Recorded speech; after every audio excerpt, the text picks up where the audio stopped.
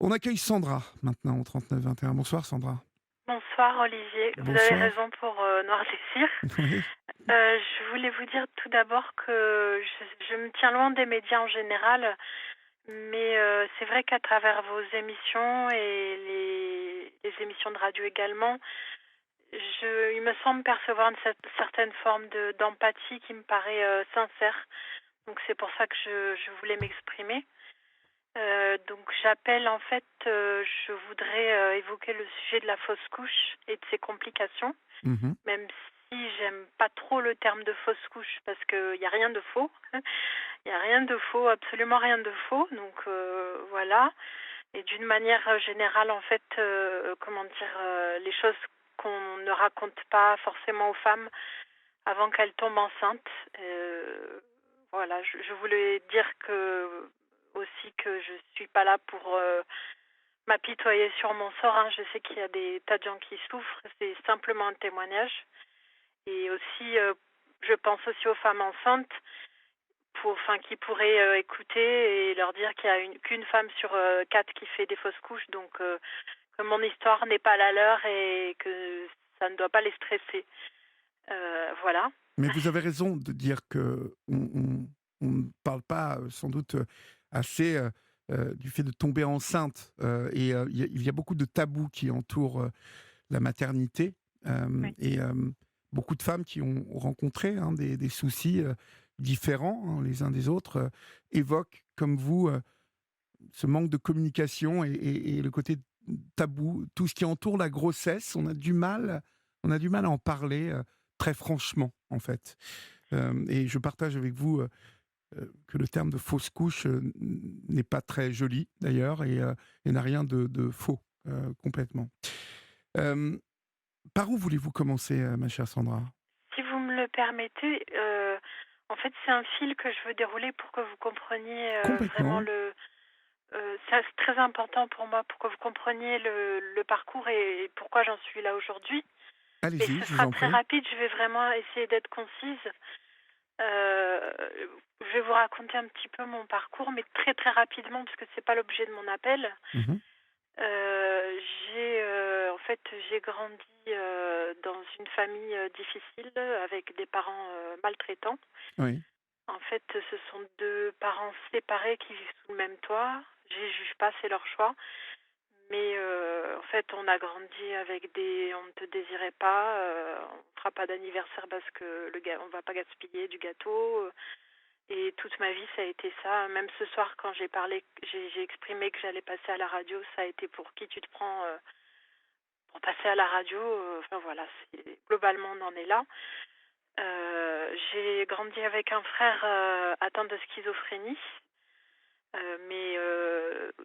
Moi j'étais plus petite, il était jeune, donc au début on n'a pas diagnostiqué la schizophrénie, donc il y avait d'énormes crises de violence de sa part, donc c'était une enfance assez mouvementée. Mhm.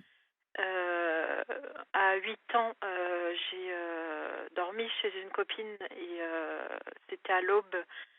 J'ai malheureusement subi des attouchements de la part de son grand frère, donc une deuxième violence qui m'a figée. Et au niveau du collège, en fait, quand je suis arrivée en troisième, j'avais toujours une mine un peu triste parce qu'à la maison, c'était pas très drôle. Il m'est encore tombé quelque chose dessus, c'est que je suis tombée sur un garçon qui m'a harcelée toute l'année avec des tu es moche, tu es immonde, tu ne vaux rien, accompagné de coups de pied, d'objets jetés dans la tête. Donc ça a été voilà, comment dirais-je, le vide affectif n'a jamais, s'est creusé quoi. Le vide affectif que j'ai pas reçu de mes parents s'est creusé et donc ça a complètement marqué ma vie. Donc j'ai été terrorisée par les hommes et j'ai décidé de choisir la filière du secrétariat pour ne plus croiser d'hommes en fait. Donc je les ai évités pendant environ 10 ans. Oui.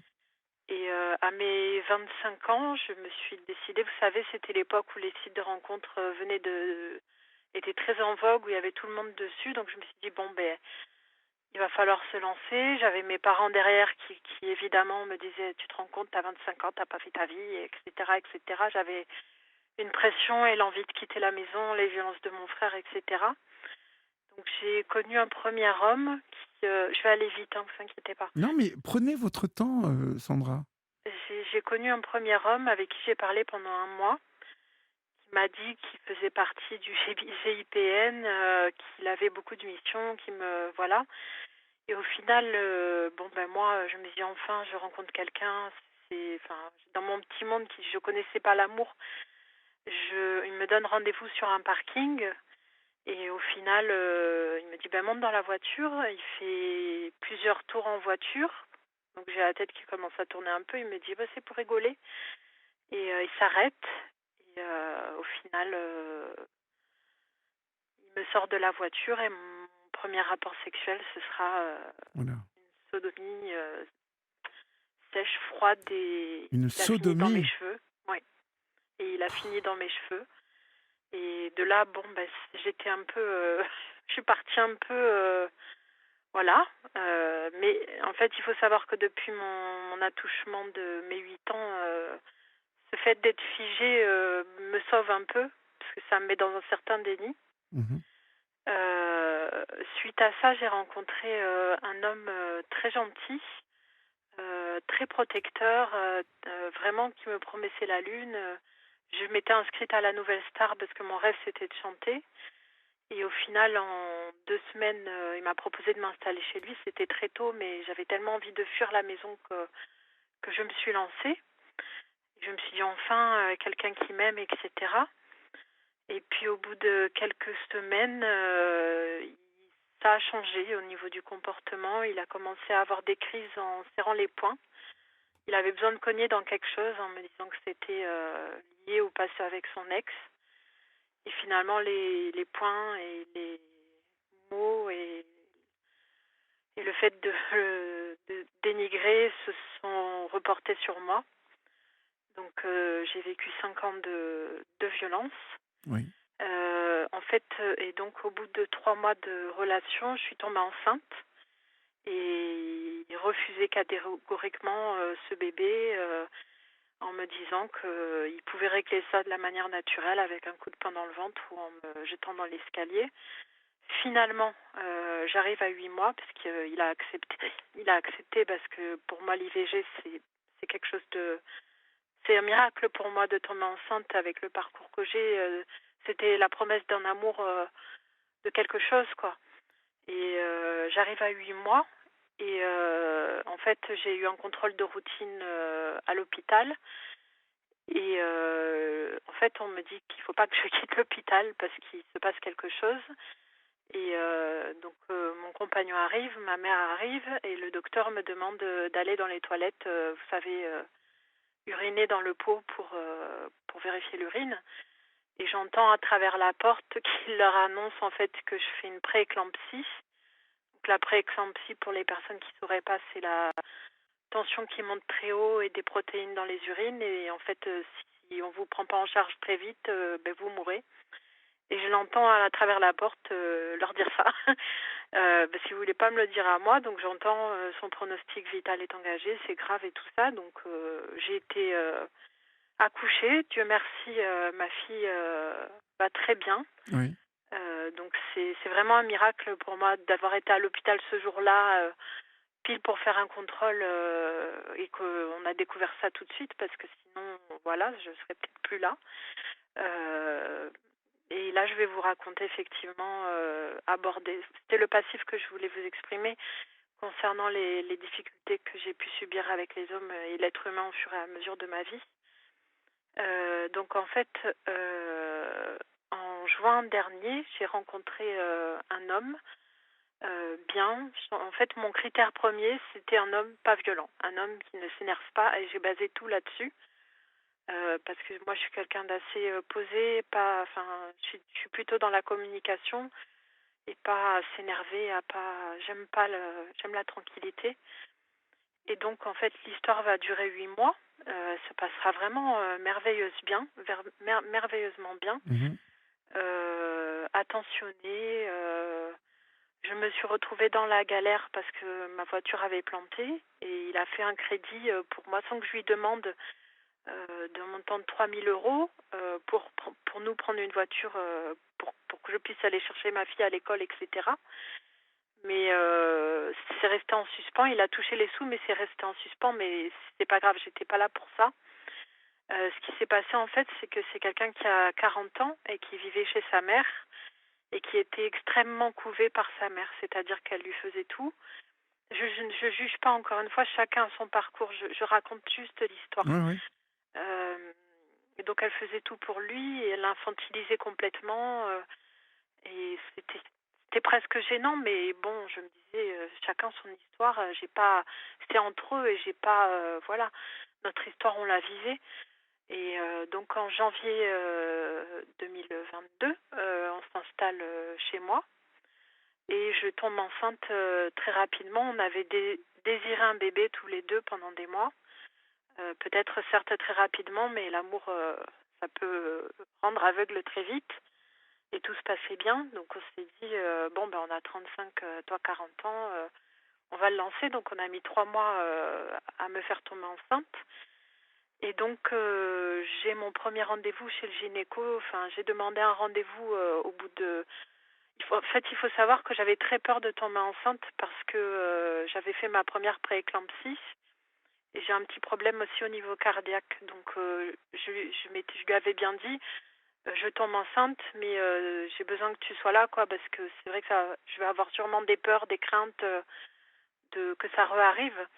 Et en fait, quand j'ai eu mon rendez-vous chez le gynéco, au bout de 3 semaines, il me dit que j'ai un décollement du placenta, ce qui signifie en fait que ça a nécessité que je doive rester couchée plusieurs semaines jusqu'au prochain rendez-vous. Et là, en fait, mon compagnon s'est retrouvé avec la responsabilité de faire le ménage, faire les repas, les tâches ménagères. Et au bout de 3 jours, il a disparu, il est retourné chez sa mère. Et je suis restée comme ça, allongée, perdue, complètement sidérée. Donc j'ai atterri chez mes parents parce que il fallait que quelqu'un puisse m'apporter mes repas. Je n'avais pas le droit de me lever. Mhm. Donc là, je suis tombée. Enfin, il est parti et plus de nouvelles. Enfin, vraiment, sans un mot, sans motif. Il est retourné chez sa mère, en savoir que sa mère lui envoyait beaucoup de messages pour le faire rentrer parce qu'elle n'a pas du tout supporté que. Elle a eu l'impression que je lui volais son fils, en fait. Et donc je me suis retrouvée comme ça, enceinte, et je suis passée par tous les stades, penser à l'IVG, à pleurer, à souffrir, parce que pour moi, je refaisais un enfant, mais je fondais une famille, je refaisais pas un enfant seul, parce que j'ai déjà une fille en garde alternée, et je sais combien c'est difficile. Je touche que le RSA, et enfin, c'était un projet à deux, donc il y avait son salaire, il y avait mon apport financier, et c'était un projet. Et je suis vraiment tombée très très très très bas. J'ai beaucoup beaucoup pleuré. À un moment donné, je pleurais même plus et finalement, je me suis raccrochée à mon bébé. Et je me suis dit, mais j'ai mon bébé, mon rêve c'était d'avoir mes enfants. Et chaque jour, en fait, je parlais à mon bébé, je commençais à imaginer son prénom, je regardais, c'était tôt, hein, mais je regardais déjà les meubles, voilà, donc j'ai continué comme ça. Et j'ai pu me relever, hein, puisque le décollement s'est arrangé au bout de 3 semaines. Euh, donc je suis allée chez le gynéco plusieurs semaines. Après, il m'a dit le cœur de votre bébé bat. Et là, pour moi, ça a été un grand bonheur d'entendre ça, même si forcément le cœur du bébé va battre. Ça m'a fait du bien. Et je parlais déjà en disant mes enfants, mes enfants. J'ai au moins mes enfants. C'est un grand bonheur, c'est un miracle. Et ce qui s'est passé en fait, c'est que il y a quelques semaines, euh, je suis allée uriner et j'ai eu une petite trace de sang. Et j'ai appelé un service d'urgence. J'ai pas envie de dire le nom parce que voilà. Et la personne m'a dit oh ben s'il y a une petite trace, c'est rien, vous attendez votre prochain rendez-vous chez le gynéco, c'est rien. Il y a beaucoup de femmes qui perdent un peu de sang comme ça, c'est rien du tout, vous n'avez pas de douleur. Mais j'ai eu mon instinct qui me disait: «Il y a quelque chose de pas normal». Donc je me suis rendue, aux urgences et effectivement, très froidement, on m'a auscultée et puis on m'a dit: «Bon, ben, le cœur de votre bébé ne bat plus». J'étais à 3 mois, à une semaine de d'avoir mon rendez-vous pour connaître le sexe de mon bébé. Et là, d'un coup, j'ai commencé à pleurer, mais j'ai pleuré 2 minutes et mon cerveau, en fait, il s'est mis en mode, déni, encore une fois. Vous savez, c'est bien fait, quoi, quand c'est trop dur, en fait, le cerveau il y a Oui, quelque chose qui vous il se met en protège. sécurité, le cerveau. C'est ça, c'est Comme comme quand on a des appareils qui chauffent, il y a des fusibles, le cerveau est un peu comme ça. Quand, il y a quelque chose de trop envahissant, il se bloque, oui, il y a tout à quelque fait. chose qui se met à nous protéger, en fait. Mais bon, Et c'est pas à je chaque pardon. fois, hein, le cas, hein, mais Moi, au vu de mon vécu, je pense que ça se avec les mots de mes parents et tout ça, j'ai toujours appris à me protéger un petit peu, pour pas trop me laisser envahir par la malveillance, si vous voulez. Donc les médecins, c'était 2 hommes, ils m'ont simplement expliqué que, ben, dans quelques jours, je vais évacuer le fœtus, il y aura un peu de sang et que je prenne du Doliprane si j'ai mal au ventre. Voilà, c'est tout. Et donc je repars, je rentre chez moi, ben, je m'endors parce que je suis fatiguée. Et effectivement, c'était un dimanche, soir à 19h.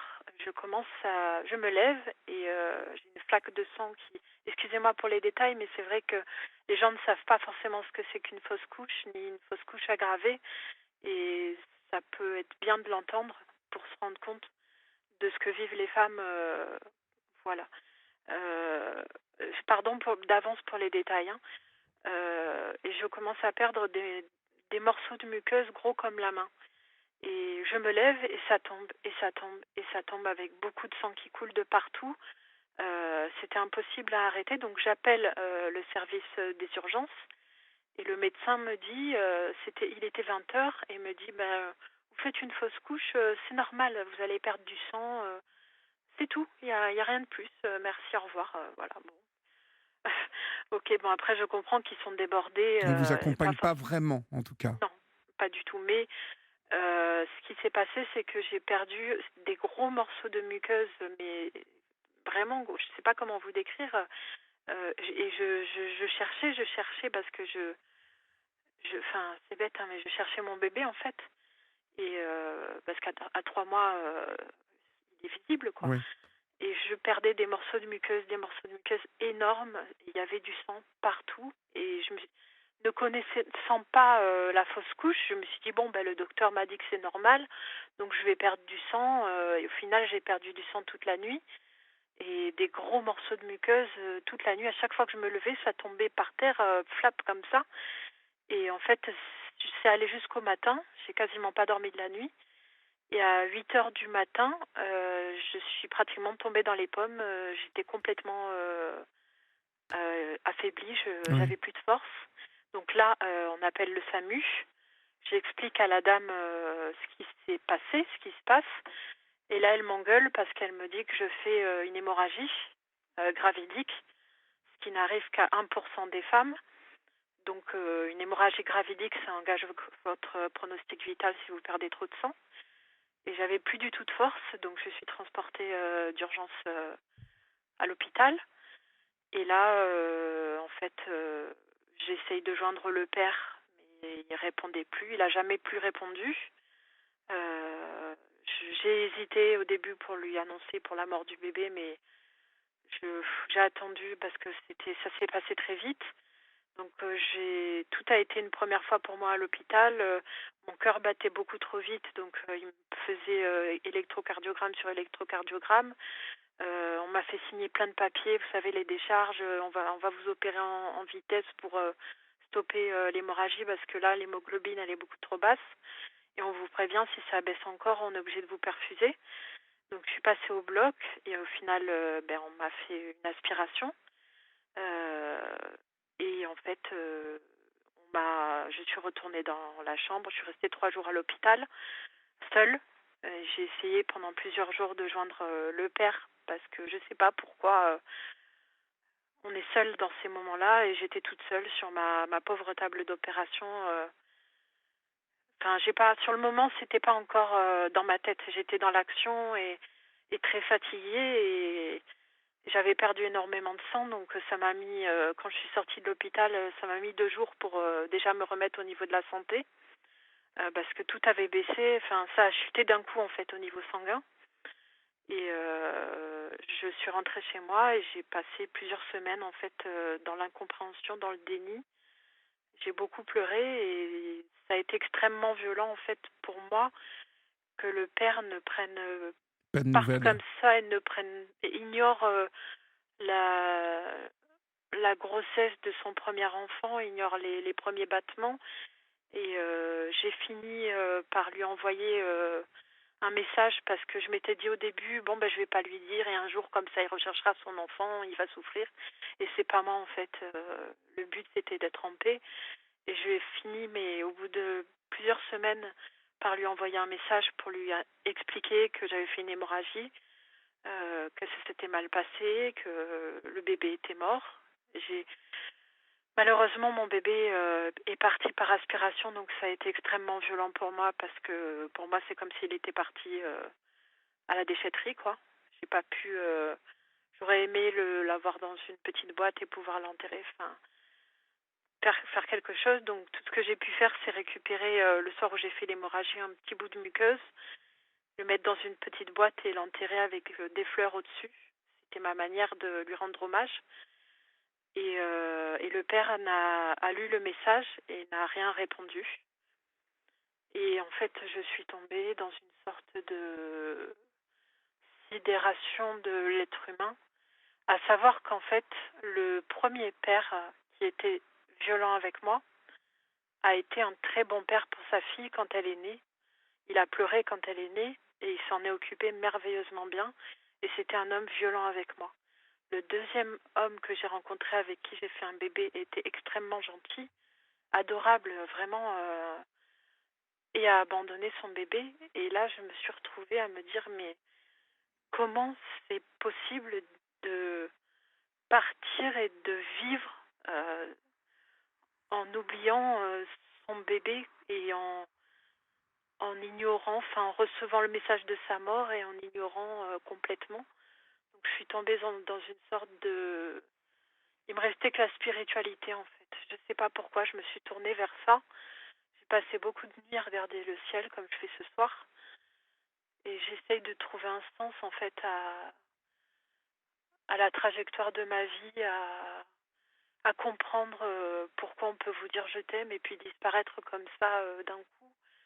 Et j'ai beaucoup prié, mais je savais pas ce que je priais parce que j'arrive pas à trouver Dieu. Oui. Je cherche partout, j'essaye de trouver des signes, quelque chose de spirituel qui m'apporterait un peu d'énergie, mais ça vient pas.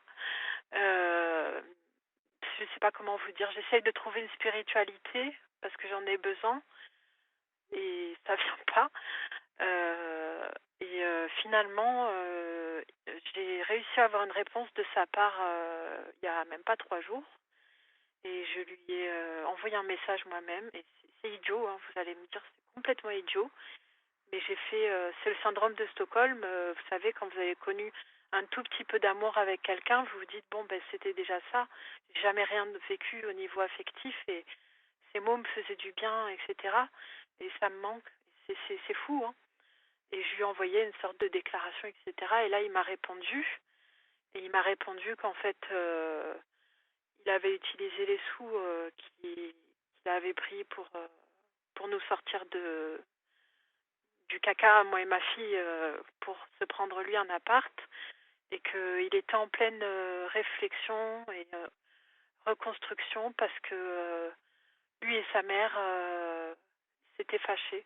Et pas une seule fois, il m'a parlé du bébé, pas une seule fois, il m'a demandé comment j'allais par rapport à ce que j'ai vécu. Et c'est extrêmement violent, en fait, pour moi. Et aujourd'hui, je suis en reconstruction, mais la perte de mon bébé, on s'en remet jamais, forcément. Heu, c'est douloureux parce que je m'étais attachée de toutes mes forces à ce bébé. Le rêve de ma vie, c'était d'avoir des enfants justement pour ne pas reproduire ce qu'avaient fait mes parents et donner, comme je le fais à ma fille, tout l'amour, la communication, les mots, parce que je sais que les mots ont un sens pour un enfant. Et moi, je sais que depuis petite, on m'a dit, tu iras nulle part, tu feras rien de ta vie, tu vaux pas Oui, grand-chose, ça, c'est, voilà. on vous a dit: «Mais maintenant vous êtes une adulte de 34 ans et vous devez vous fier, à votre ressenti, propre», chère C'est Sandra. dur. C'est dur en fait parce que quand on n'a pas, comment vous dire? Quand on n'a pas reçu cette construction étant petit, vous gardez toute votre vie cette espèce de manque affectif. Et puis ce que je vis avec les hommes et la laideur que je découvre chez les hommes à chaque fois, et le fait et là, c'était vraiment, enfin, abandonner un bébé et nier sa mort, ne pas même pas demander où est-ce qu'il est enterré. Heu, je comprends pas en fait. Je je voilà, j'ai fini. Excusez-moi, j'ai beaucoup parlé, Non, mais non, mais vous ça me aviez tenait à cœur besoin, d'aller jusqu'au bout de ce que. Et voilà, je suis dans une recherche de spiritualité parce que évidemment, je suis pas en mode recherche d'homme ou quoi que ce soit. Je sais plus, je comprends plus le monde en fait. Je comprends pas l'actualité, je comprends pas la violence, je comprends pas les hommes politiques qui se déchirent entre eux pour gagner leur morceau de gloire. C'est violent, tout est violent en fait. Et le monde est violent et il n'y a plus beaucoup d'humanité en fin de compte. Et c'est triste, c'est triste ce qu'est devenu la société, ce que sont devenues les relations aujourd'hui. C'est presque de la consommation rapide. Au premier problème, on s'en va. On va sur un site de rencontre, on re-rencontre quelqu'un. Et voilà. J'ai connu pratiquement que la violence en fait. Parfois, je me demande si je suis pas maudite. Je sais pas, mais c'est c'est très douloureux de perdre un. Parce qu'on peut dire, voilà, c'est ça que je voulais vous dire, c'est que au niveau enfin des mères, des, des supposées mères qui perdent leur bébé, il n'y a rien qui existe vraiment. Vous avez le planning familial, mais c'est si vous voulez faire un EVG ou autre chose. Mais la violence de perdre un enfant avec un père qui a désiré l'enfant et de vous retrouver seul comme ça, en perdant le compagnon, en perdant le bébé, c'est la descente aux enfers. Et je sais plus ce qui me fait du bien en fait. J'ai perdu un peu le goût je ressens plus rien. Euh, j'ai plus envie de retenter quoi que ce soit. Et alors je vais pas me suicider, hein. J'ai une fille merveilleuse et ça finalement ça me fait me rendre compte que j'ai la chance et le miracle d'avoir une fille en bonne santé. Donc ça c'est mon rôle de mère d'un côté, mais mon rôle de femme est complètement bousillé. Voilà. Désolée, hein, c'est ouais, un mais peu, vous pardon. n'avez pas envie enfin, vous avez 34 ans, vous pensez que c'en est fini de refaire un enfant? C'est quelque chose sur lequel vous avez mis une croix définitive? Déjà, il faut trouver le Le bon compagnon. père, oui. Mais c'est vrai que c'est un peu traumatisant parce que les deux fois, j'aurais pu y rester. Les médecins m'ont dit clairement quand je suis arrivée à l'hôpital pour la deuxième fois, vous avez perdu vraiment énormément de sang et c'est dangereux ce que vous avez fait de rester toute la nuit. Donc effectivement, le médecin que j'ai appelé le soir, en lui disant que j'avais vraiment des grosses, grosses pertes de sang, a Oui. fait. Mais bon, c'est vrai que par téléphone comme ça, il pouvait pas forcément se rendre compte.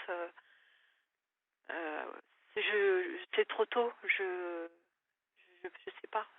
C'est trop tôt. J'arrive même pas à me projeter à demain. Je me réjouis juste de voir la lune, de voir un rayon de soleil, d'essayer de prier, de En- trouver, oui. je sais pas comment vous dire, j'essaye de trouver une sorte de spiritualité qui me ferait du bien et qui viendrait pas d'un autre être humain, en fait. Pour voilà. Ouais. Non, mais c'est vrai que vous avez enchaîné les mauvaises passes et surtout que vous n'avez pas du tout été accompagné par le corps médical. Vous n'avez pas du tout été accompagné par j'ai l'impression que vous avez traversé ça toute seule, en fait. Et c'est ce qui a fait le plus de dégâts. Vous voyez? C'est ce que je voulais relever, en fait, le message que je voulais passer enfin, comment dire? Je veux pas, s'il y a des femmes enceintes qui m'écoutent, je veux surtout pas qu'elles intègrent ce que je suis en train de dire parce que c'est pas quelque chose qui arrive à tout le monde, vraiment. Mais on vous explique pas, quand vous allez faire une fausse couche, ce que c'est qu'une fausse couche, ce qui peut se passer. On vous explique pas que quand vous tombez enceinte, il peut y avoir ça, il peut y avoir ça, il peut y avoir ça. Et moi, on m'a pas expliqué ce qu'était une fausse couche, vraiment. On m'a dit, vous allez perdre un peu de sang, vous allez évacuer le fœtus, prenez du Doliprane et c'est fini. Mais c'est pas ce que moi j'ai vécu. Et je sais pas, moi, je savais pas ce que c'était qu'une fausse couche. Et j'ai mis ma vie en danger, en fin de compte. Et c'est ce que je voulais relever, c'est qu'en France, c'est vrai que quand vous dites à quelqu'un j'ai fait une fausse couche, même si vraiment je déteste ce terme, ça met très mal à l'aise les gens et ils savent pas quoi vous dire, en fait. Et il n'y a pas de numéro vert, il n'y a pas... Oui, il y a les psys, bien sûr, mais les gens, à part vous regarder d'un air désolé, mais c'est vrai qu'il manque un peu de... On n'en parle pas beaucoup, c'est très tabou et même le terme fausse couche, ça fait vraiment... il était là, mais il est parti, mais il était tout petit, donc c'était expéditif, alors que c'est pas forcément toujours le cas quand je vois ce que moi j'ai vécu et la douleur que je ressens. On peut perdre un bébé à 3 mois comme on peut le perdre à 6 mois et il n'y a pas d'échelle de douleur. La douleur est strictement la même. Euh, voilà. Non, mais vous avez raison. Mais je reste persuadé que si vous aviez été mieux entouré, les choses se seraient passées beaucoup plus tranquillement. En tout cas, vous auriez pu traverser cela avec un peu plus en étant un peu plus stable. Là, on vous a laissé dans votre voilà, avec votre aventure humaine, toute seule, sans explication, sans vous prévenir de ce qui allait se passer, sans vous préparer aussi à la violence de ce genre d'épreuve. Et c'est un deuil que vous avez dû et Après, que vous devez là vivre en fait. je les excuse au niveau de l'hôpital parce qu'ils sont vraiment débordés. Et vous êtes impatient. Après une seconde après, il y a une femme enceinte qui va accoucher, donc ils n'ont pas le temps. Ils sont pressés, ils ont énormément de patients. Les gynécos, c'est pareil. Ils n'ont pas le temps, en fait. Ils prennent pas le temps. Et, et oui, le deuil, de toute façon, le deuil se fait seul. Et c'est, en fait, vraiment, vraiment, ce qui est violent pour moi, c'est que ce petit bébé n'ait pas eu, ne serait-ce qu'un petit hommage de la part de son père. C'est ça qui est violent pour moi. C'est, j'arrive pas à intégrer, j'arrive pas à intégrer qu'on puisse perdre un enfant. Et alors, il y a beaucoup d'hommes qui disent oui, tant qu'il est pas né, c'est pas réel. Mais il battait son petit cœur. Il était formé, le bébé. J'étais à une semaine de connaître le sexe. Euh, c'est ça qui est, mon cerveau bug là-dessus et je me dis, l'être humain, il peut faire des choses comme ça. Voilà, c'est un peu dur. Mais Mm. le temps fera son... Fera son œuvre. Oui, oui, Écoutez, c'est tout ce que je vous souhaite, ma chère Sandra. Merci pour c'est votre gentil. témoignage, en tout cas, sur l'antenne d'Europe 1 ce soir. J'espère que ça vous aura fait du bien de raconter tout ça, en tout cas, de le déposer ici ce soir avec nous. Mais merci de m'avoir écouté. Excusez-moi, j'ai parlé beaucoup. Non, mais Excusez-moi. je le dis sur cette antenne que cet espace, il est fait aussi pour parler, pour être écouté. Je n'ai pas besoin d'en rajouter. Oui. D'accord. Je vous embrasse, Sandra. Merci beaucoup, Olivier. Au revoir. Au revoir.